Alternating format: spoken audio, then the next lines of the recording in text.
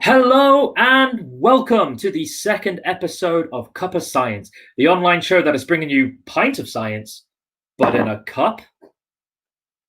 I am your host, Phil Bell-Young, and in today's show, we're going to be talking to Dr. Chris Skinner of how gaming can be used to talk about flooding. Plus, we've got our very own Michelle Kinnan, who's going to be setting us some science challenges. And finally, we'll be finishing off with a questions and answers round from you, our wonderful audience. But before any of that, just once again, welcome to everyone who is tuning in from wherever you are in the world. Last week's show was amazing. We had people from Australia, Afghanistan, Brazil, Belgium, Ireland, Wales, America, all over the place. And we still want to hear from you of where you're tuning in tonight. And you can do this by commenting beneath this video, and not just which country you're tuning in from, but where in the house you are. Are you in your dining room, your living room, your kitchen, your bedroom? Let us know. And you can do that by commenting beneath the video, and it will appear as a comment like this. Like this.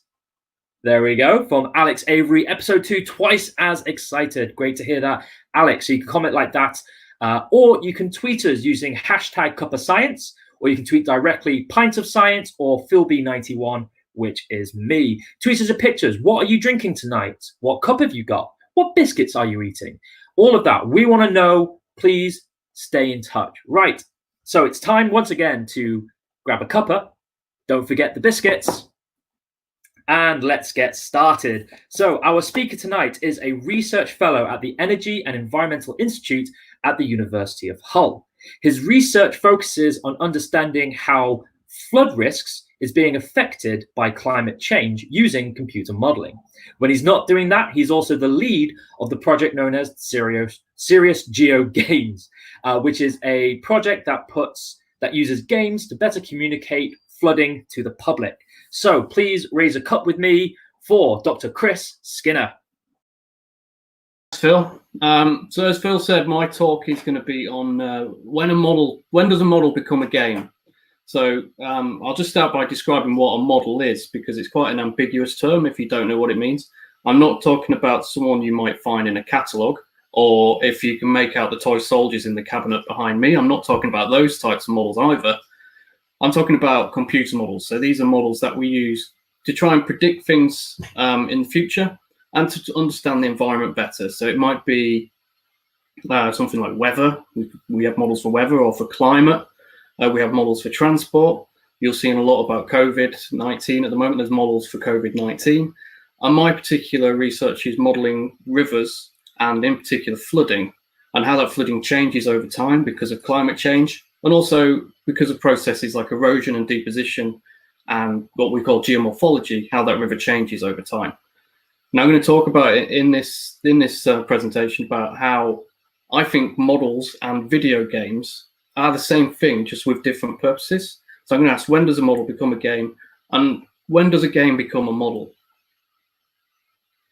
So I'm going to start with a couple of quotes which really inspire my work and really get me thinking. So this first one by the famous mathematician George Box, who said, "All models are wrong, but some are useful." And this means that when we're never going to be able to have a model which completely recreates reality. We're never going to have all that knowledge to know exactly what's going on. And we're never going to have a computer powerful enough to be able to simulate that in a way where we can use those outputs. So all our models are going to be simplifications or approximations of reality. And that means they're going to be wrong in some way. But that doesn't mean they're not useful. We can still get useful information out of them. We can still use them to help us predict things about the future. Now, sometimes this quote is kind of used to justify our models not being correct. But actually, I like to see it as a challenge to understand what's really making these models useful, and then optimizing those things in the model. And I think it's not just about the model itself, but it's how we talk about those models and how we apply them, which really gets that usefulness out of them. And that's kind of what the crux of my research is. So an example of this would have been in 1987. This is Michael Fish giving his famous forecast, where he said a lady had phoned into the BBC and said there was a hurricane coming, and he responded by saying that there's absolutely no chance of the hurricane hitting. He was technically right, it wasn't a hurricane, but he forecast that there would be strong winds in Spain and France, but they would largely miss the UK. And this turned out not to be true. They hit the southwestern tip of the UK. They caused a lot of damage. There were several deaths, unfortunately. And this kind of changed the way we communicated our weather forecasts. Because actually, the model that he was using is several different models, each one with different values and different variables representing different bits of knowledge about the weather. 30% of them predicted that a third of them predicted that the weather would, this bad weather would hit the UK, and 2/3 of them predicted it didn't. So he forecast it as it's not going to hit. Now, obviously the model was wrong, but it became not useful because of the way he forecast it. And nowadays they would forecast that by saying there's a 1 in 3 chance, a 30% chance that that weather is going to hit the UK. And that changes people's behavior. They'll respond to that forecast in a different way. And it makes that model more useful. The second quote, which really inspires me, I saw this at an exhibit at the V&A last year about games and art and the artwork in games. And this is from Frank Lantz, the director of the New York Game Center, and he used this in a presentation at the Games Development Conference. And it's making games combines everything that's hard about building a bridge with everything that's hard about composing an opera. Games are operas made out of bridges. And I just think this is it's kind of a really beautiful image, and it makes me think about how we approach things, how we approach our models. Because I think sometimes as scientists, when we're trying to approach a problem, we try and build more and more bridges. But we build more bridges, better bridges, and that's going to solve our problem. Sometimes what we need is that storytelling and that kind of emotional connection to an issue. We need to get those operas in there. And people who design games and groups and teams that design games understand both of these elements well, and are really model of how we can bring teams of people together to solve some of these issues. So moving on, this is an example of my research. This is a model I'm working on at the moment. This is an area in the Lake District. And if I just get up the laser pointer. So this model is simulating an area of the Lake District. We have Glenridding Village here on the right, if you know the area. And on the bottom left here, we have Helvellyn and Red Tarn. And this model is just simulating 10 years of rainfall going through this system. So you'll see whenever there's a storm going through, you see that flash of blue. And the really interesting bit is down here where the river filters into the lake, and you can see the river flitting around. So unlike other models we use to predict flood risk, this model is able to predict erosion and deposition in the system. So it's where it's picking up mud and stones, moving them down the river and leaving them behind later on. And in that area on the right, as the flows go down, it leaves a lot of material behind, and that forces the river to take a different channel. This allows us to kind of understand how changes in our rivers are going to change flood risk in the future. Now this shows another model that I work with. This is a model of the Humber estuary. So this area here is where Hull is, which is where I work. And Hull is really, it's got a real high risk of flooding, and it's something which we need to manage. So we use a model like this to kind of predict the flooding. So this model, as you just see, shows a flood event in 2013 and the tides preceding it. And for us, it's a really useful model because it's telling us about flood risk. We can change things in this. So we can change the river inputs. We can change the sea level at the tidal end. We could change different flood defenses around the estuary and see how that changes the outputs. And these are kind of like almost game-like elements in there where we can make modifications and we can see what happens, which is kind of how a game behaves. So if we wanted to use this as a game, it changes what makes it useful. Because this model itself, this takes me 26 hours to run on our PCs at the university. Now, for a game, that's not very useful. You don't want to press a button, then have to wait a day for that result to come out, for that to make an effect in the game. So if I want to use this in the game, I need to make certain changes to make it useful. So this is kind of me moving that computer model towards a game and changing its usefulness. So what I needed to do was make it run quicker. So we're going to sacrifice some of that detail.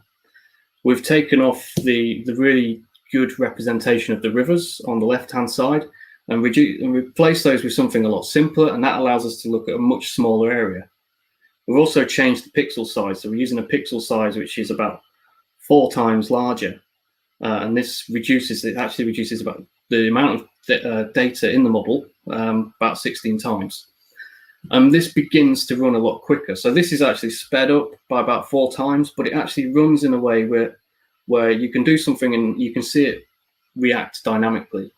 We also added this slider in the bottom corner, the bottom here, which allows people to change the sea level in a way which is familiar with gaming. So we've changed the usefulness. We've added some elements in to make it like a game, but it's still a bit too bridgy. So the next thing we did was we worked with computer game development students. So these are students from Computer Science a few years ago. They took our code, that model that you've just seen on the last slide, and they built that into the Unity 3D gaming engine. We think this is the world's first merging of a research-grade hydraulic modeling code with a gaming engine in Unity 3D. They built the code directly into the program. You experience this through a virtual reality headset. You can explore this scene, the 3D environment of the model, and then you can raise sea level just by pressing a button on an Xbox controller. And we take this out to events like science festivals, other events, similar events like that. And we talk to the public, we get the headsets on them, we can talk to them about flooding, and it helps us engage them with flood risk and how our models work and how our models are useful for predicting the future of flood risk. So that made me think, if we can build our code into a game, and we can make it run in a way which is usable within a game, how are existing games using similar codes to approach modeling water in the games? I assumed that they would need to be kind of 3 things in there. It would need to be efficient. No one wants their game to be laggy. Certainly if water's just something there because there's water in the scene, but it's not really doing something to influence the game, you don't really want a representation there which is slowing the game down, because you're ruining the experience for people. You assume that the good starting point would be water that acts realistic. If it's going to act realistic, it might be realistic. So they also wanted it to look realistic. And it kind of occurs to me that sometimes acting realistic and looking realistic are not necessarily the same thing. So I had a look at a few games to see how they modeled water and see whether they took a realistic approach. So the first game I looked at was Minecraft, and how they represented water. And I will say this is probably not a very realistic representation of water. So this has a very simple set of rules for modeling their water. You place a source block, and in this image you can see the source block is just adjacent to that red square there, and the water will flow 7 horizontal squares away from it. So if it's straight away, it will go 7 squares in one direction. If it's sort of slightly on a diagonal, it will go 1 square, then 6, or 2 squares, then 5, and 3 squares, then 4, and so on. There's also rules if it goes down a slope as well, additional rules to that. But it's a very simple representation of water. It would be completely useless to us to understanding flood risk. But within that Minecraft environment, it works. It does the job it needs to do. It looks realistic enough within the Minecraft experience environment, and kind of it works. It's useful for its purpose. The second game is actually a serious geo game that we make. This is Flash Flood. It's technically not a game. It's kind of more of an application with game-like features. And this uses virtual reality, puts you inside a river and shows you what it's like when that river floods. And we use actual elevation data from a river to build that scene. Now, to put the water in, the most important thing for us was actually to have it looking realistic. So the developers use this tool called River Auto Material, RAM, by Nature Manufacture. it's an asset that you can buy on the Unity store. It produces photorealistic river flow. So it produces a river which looks realistic, and you can actually drop material in there and it'll carry that material through. But the behaviors of the river are not physics-based. They're determined by the user. So you place a mesh on, and that puts the rivers in there. You can put waterfalls in there by putting meshes on. It's not automatically generated. So again, it's useful for us because it looks realistic. It's not very useful if we wanted to use it as a flood model. The final game I looked at was City Skylines, and I thought surely this would have a realistic representation of water in it. Certainly, as I play this game quite a bit, and the water does look like it has some sort of realistic behaviors to it. If you change the terrain, it does adapt. But actually, when I dug deeper into how it works, it's probably a bit closer to Minecraft. So you can see these circles here with something called emitters, and these work in a similar way to the source blocks in Minecraft, except you can give them a volume. And by playing around with these different volumes, you can then create artificial flows in the scene. So for this example here, which I've taken from a video tutorial on YouTube by BomBomB, there's a link there at the bottom if you want to watch it. They have two large emitters here in this lake, which will fill the lake up to this level of the blue. And then in the middle, they put a smaller emitter, which would then fill up to this white area. And this actually acts, when the water level gets higher than this white area, this emitter then acts to draw the water away from that to try and get the water level down to that level. And by doing that, you create these artificial flows between the different emitters. And the game uses those to uses these emitters and those sort of flows to transport pollution through the scene and to move water into different areas. Again, this is something which is useful in the game, but isn't necessarily useful for us as for using it for flood risk and determining flood risk. And again, even though it uses similar codes, it's physics-based, it has momentum. The sea level in the game works in a slightly different way, in where it just essentially puts a flow from one end and takes it to the other to create a static level. Now, what I want to say is imagine taking that Humber in a Box game that I showed you earlier, where we merged our model with the virtual reality scene, into a game like City Skylines. If we could get that working in a way which didn't slow the game down, you could have a dynamic flood risk model within this game. So me as the mayor of my city, Los Skingerleys here, if I was trying to manage flooding here, I'd be thinking this area here. If I had sea level rise or I had a risk of a storm surge flooding, how would I defend these areas? Would I move my city back up to these hills here? Or would I build walls all along this front, potentially ruining that beach and any tourism I have from this area? So something like that, we could use our code in a game-like experience, but also use it to kind of teach lessons about flood risk and get people thinking in a way of how they would manage flood risk if they were in charge of the city. And that would be a really, really powerful communication tool, and also help people understand how we use our models.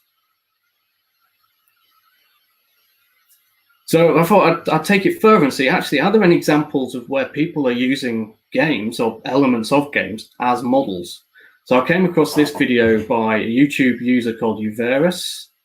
And what this user is doing is they've taken the transport element from City Skylines, isolated it, and then started making modifications. They're a modder of the game.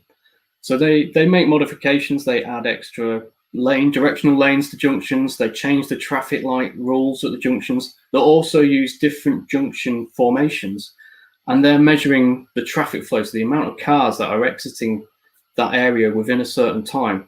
And so they're essentially using it as the gaming element as a model to see what is the most efficient way of managing traffic at junctions.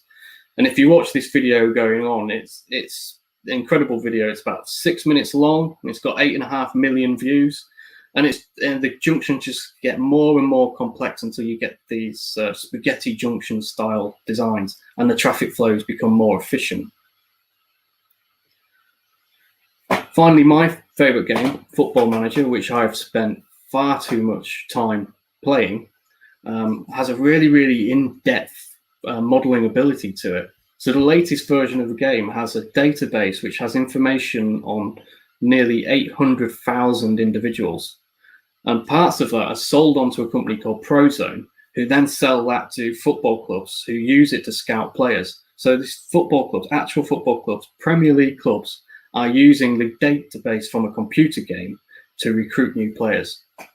And the actual match day engine of the game as well is also being used as a forecasting tool. So there's groups of bettors out there who will simulate the World Cup or the European Championships within Football Manager to try and forecast the outcomes of the sporting events and find out who to best place their bets on in that. So they're using this game as a model. So there's been a very, very sort of whistle-stop tour of kind of how I think models and games sort of relate to each other.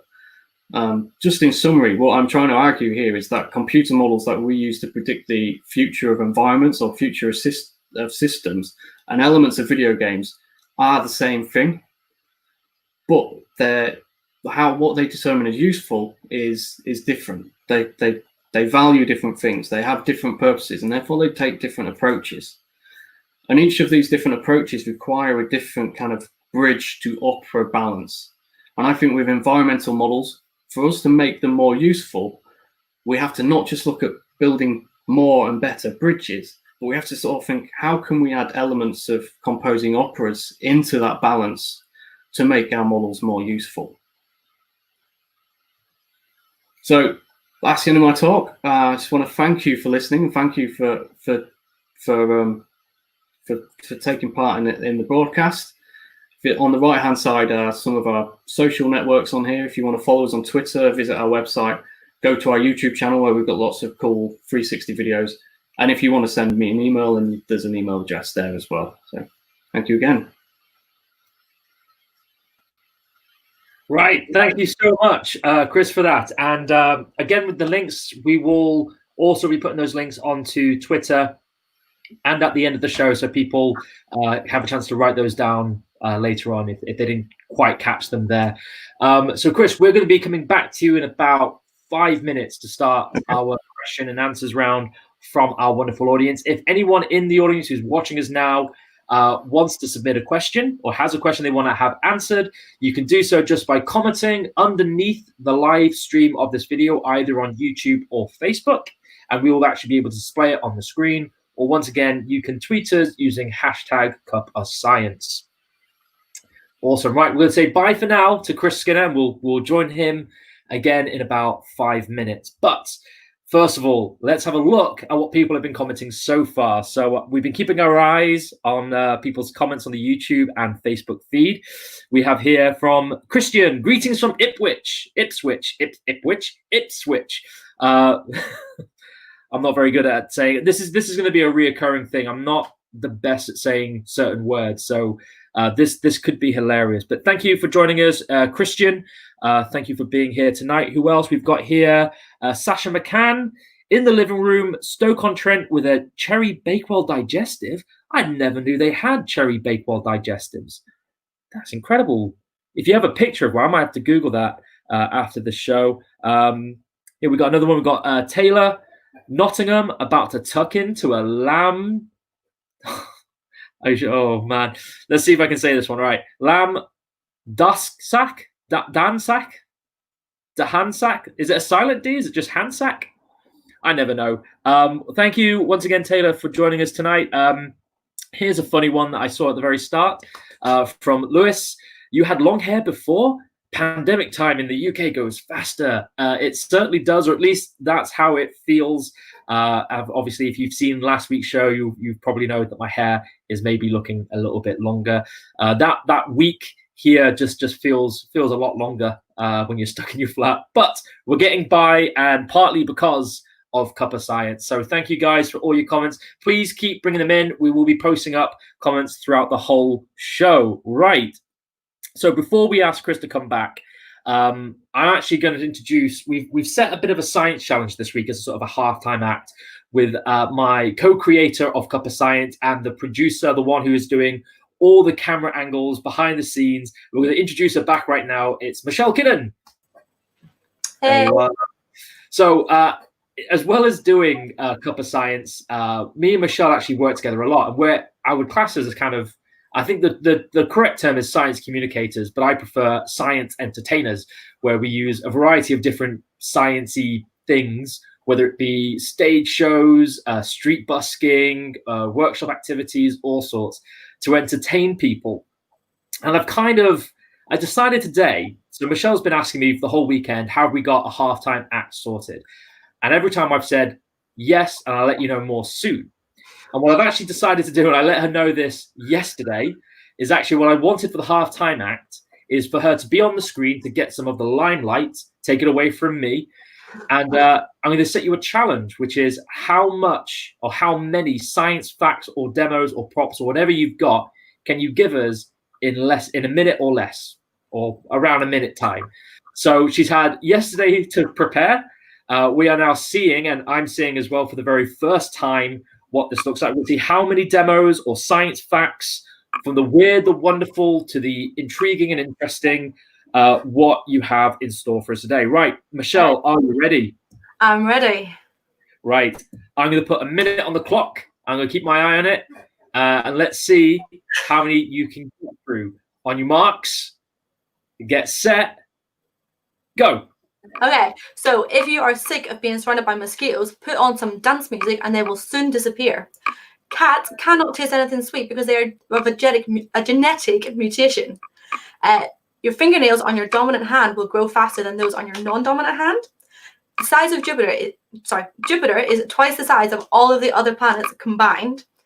Your body has over 100,000 miles of blood vessels. The closest living relative to the T-Rex is the chicken. If you have a gin and tonic and shine a UV light on it, you can see this lovely little glow. This is due to the quinine in the tonic water. If you block your nose, you will not be able to tell the difference between an apple, a potato, or an onion. An octopus has 3 hearts. The brain can send signals at 200 miles per hour. Marie Curie's 100-year-old belongings still are radioactive to this day. If you remove the air from all of the atoms in our bodies, the entire human race can fit inside one single sugar cube. And turmeric, a household spice, can be used as a pH indicator.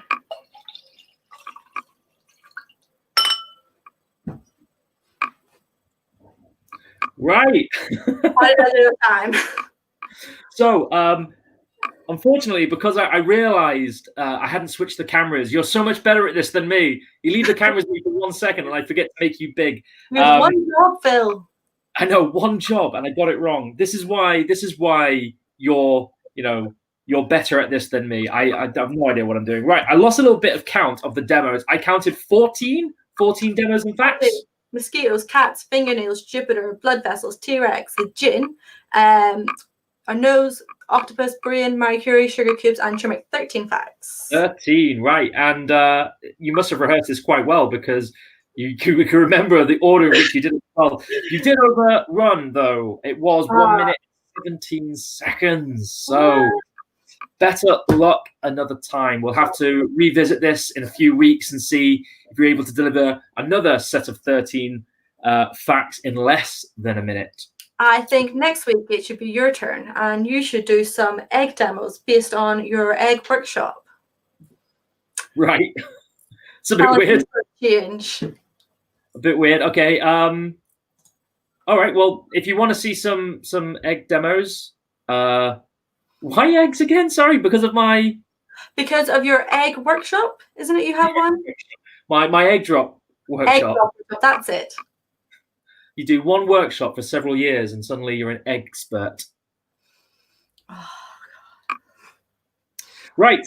What we're going to do now, we're going to say bye to Michelle for now. Thank you so much, Michelle.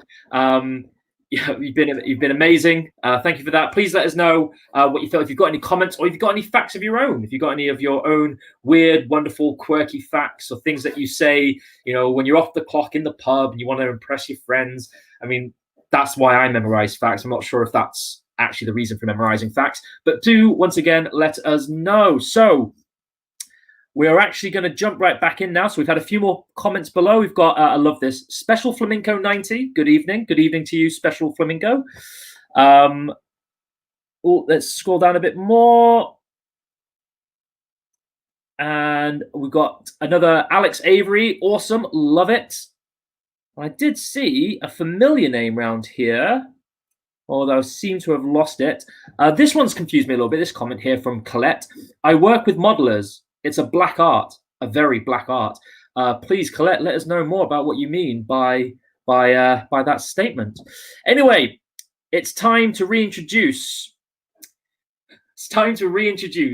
Dr. Chris Skinner is going to come back, and we're going to do a question and answers round with Chris Skinner. So please welcome back to the feed, Chris. Hello. Yes. It's interesting to hear that cats can't taste sweet stuff, because we used to have a cat with digestive problems, and we used to have to put liquid sugar on her food. So I did wonder how she managed to stomach that. It's one of those things I've never thought, but if you think about it, there are no cat sweets. Lots of cat treats, but none of them are sweet. So that makes a lot of sense. Yeah. Also, the birds can't taste chili as well. Yes, which is I think I read something or had a conversation with someone once saying that the reason chilies have got spicier, the reason we have spicier chilies is because they're trying to deter other animals from eating them, because their main pollinator are birds, so they have to be palatable to birds. Or I might have got that completely wrong. I think I've actually mixed that up. Anyway, enough of that. It's all about you today, Chris. Would love to hear more of what you got to say. So we are taking questions from the audience. Again, if you do have a question, please put it in the comments below, and we'll ask Chris as it comes. But just before that, Chris, you mentioned earlier, obviously, your work with Serious Geo Games, that you created, that you led this project for many years, and I myself have done some Serious Geo Games work with you. You take this all over the place, and you get a lot of engagement, I'm guessing, from the people, that, because of course it's virtual reality, it's everything else. What has been for you one of the best moments actually working with Serious Geo Games, or the best moment taking it on the road, or at least one of your favorite moments? I think the favorite moments are kind of the events we go to, which are kind of multiple day events. So you remember when we went up to Edinburgh there was an Unearthed event where we was in the Dynamic Earth Centre, and the year before we went to Manchester and we was in the airport viewing. There's a visitor centre attached to Manchester Airport, and we were in the hangar. We were underneath the wings of Concorde doing our outreach, and I think just being together with a group of scientists on a whole range of different disciplines, all kind of thrown together in this space for a few days, it's really great. Just that camaraderie, the kind of connections you make on there, and then that enthusiasm being taken over to chatting to the public as they're coming in, and having families engaging, and kind of the smile on the kids' faces, and then their parents just sort of pleased that their kids are having a good time. I just think that whole thing is just, it's a buzz, which is really good, and it's a really great enjoyable way of sharing our research. So awesome. Okay, so we've got a question here from an Alex Avery again. Chris, where do you see your research going, and how can it affect the general public? Okay, so I think where I want to take my research is kind of trying to understand that, looking at the models we're using and understanding what is the really useful part of it. Because the models I'm using, where we can make the changes to the river, are not really quite widely adapted for forecasting things of the future. We use them to understand kind of principles about our environment, but not really to understand what's going to happen in the future. So I want to really drill down what's the useful information we can get from those, and then find out ways that we can use that with the public. I think there's I don't think a lot of people really understand computer models and how we use them quite well. So there's some research done by University of Reading, Dr. Joe Clark down in Reading, to see what people think about models used for flooding. And the majority of people just thought that the only use for them were cost-benefit analysis. And that's not true. We use them for all sorts of things. So we really need to to help people understand what models are for and how to best use them to make plans for the future. That's kind of really what I'm interested in. I guess there can be a lot of ambiguity with the phrase modeling as well, because what are you referring to? And I think that it's unless it's something that's maybe a bit more mainstream, like actual modeling for fashion industry, that term modeling kind of it falls more into that area which is almost seen as you have to have an expertise or a fascination. Like when you think modeler, you maybe think airplane modeler, so you kind of fall out of it a bit more. So yeah, exactly. I've got you can see behind me in my cabinet my toy soldiers and toy tanks. So when I say to my wife I'm going to go play with my models, she doesn't know whether I'm talking about my work or my hobby. So so it's a great way of doing it, I think. So we've got another question here from Taylor. Very well explained. That's a compliment to you. Once predictions are made from modeling, is there a process of reviewing reality, and then if there is any variance, feeding more data back into the machine to improve future modeling, a sort of continuous improvement approach? There is, yeah. So there are different parts of modeling. So we have, so when we're setting a model up, we'll do something called calibration, which is where we tweak sort of the knobs and the valves of the model, the virtual knobs and valves, to kind of match what the model is producing with something we've maybe observed in reality. So for a river, that would be measurements of the depth of the river or something like that. And we get that as close as possible. We'll then do what we call a validation or a verification, where we'll run the model again with those parameters, but with a different observation set to make sure that those are matching. There other more complex things which I don't use in my modeling work, but say weather models or climate models use, which kind of things like Kalman filters and things like that, which kind of do that that calibration on the fly as they get observation data in and reduce the divergence. So if the model's going off in one direction but reality is here, it will bring the model back down to that. So yeah, there are ways that we do that and incorporate it into modeling. Brilliant. Right. Well, we are coming towards the end of our questions and answers. So I think my last kind of question to you is a bit more of a plug for you. So you've already mentioned ways of getting in touch with you after today if people want to get in touch about serious Geo games or stuff that we can. Oh, wait. So we've had Taylor said, "Awesome, thank you." It's always great to have some feedback on answers. So could you tell us a bit more about the sort of stuff you offer with Serious Geo Games, and once again, how people might get in touch with you if they want to have you come to their festival or school or whatever the sort of things you do? Yeah, we're happy for people to put in requests. If they want to email us or get in touch through Twitter, that's the best way of doing it. I will say we don't actually have we don't have funding or dedicated staff to actually do things like school visits and events. So it's all driven by volunteers. So if you do make a request, just please do bear in mind that we might not be able to fulfill that. There's a limited amount of stuff we can do. But yeah, please do. If you want us to come somewhere, do get in touch and we'll see what we can do.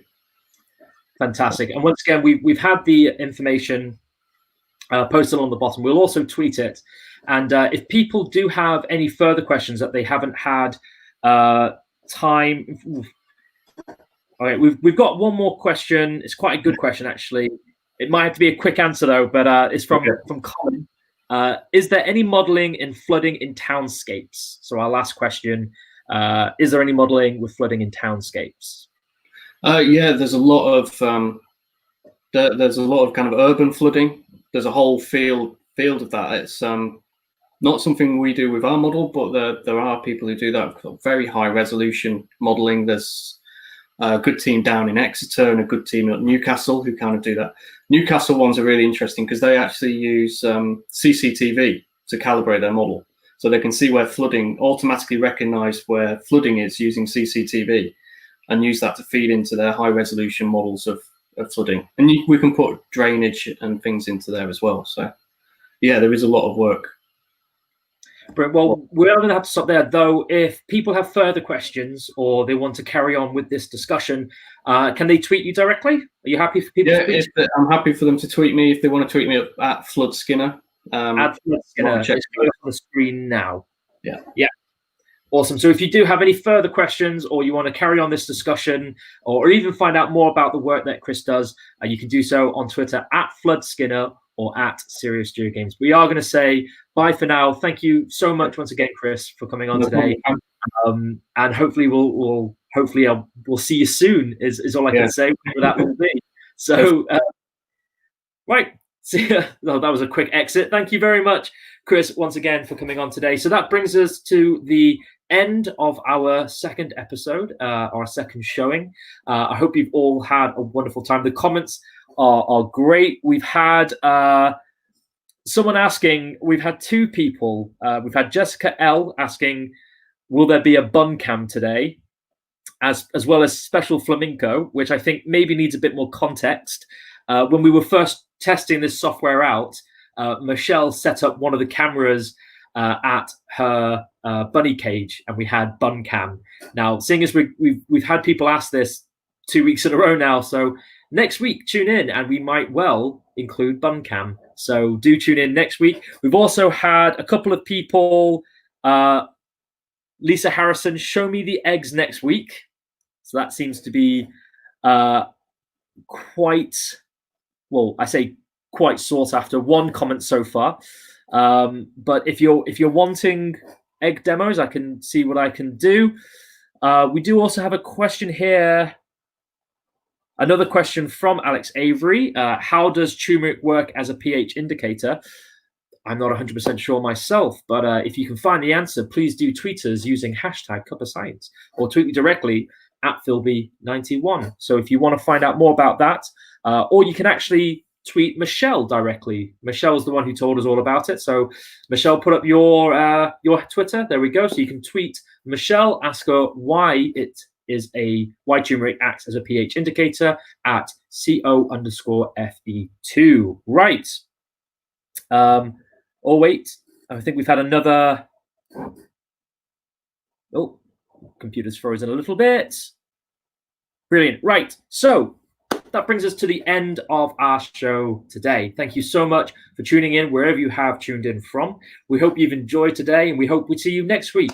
Next week's show, we're going to be featuring Professor Brad Gibson, who will be talking of some funky physics, as well as potentially, if you're really wanting it, some egg demos or science that you can do with eggs in your kitchen. I'll have to start thinking of that because people are now seeming to ask for it. Great. And again, keep the conversation going. Let us know where you're tuning in from. Let us know what you feel about Cuppa Science. And if you want to be involved somehow, you can do this using Twitter, hashtag Cuppa Science, or again, you can tweet me or Pint of Science directly using at Pint of Science or at Philby91. Thank you, everyone, for being involved and for coming and watching us today. So hopefully we'll see you next week. Bye.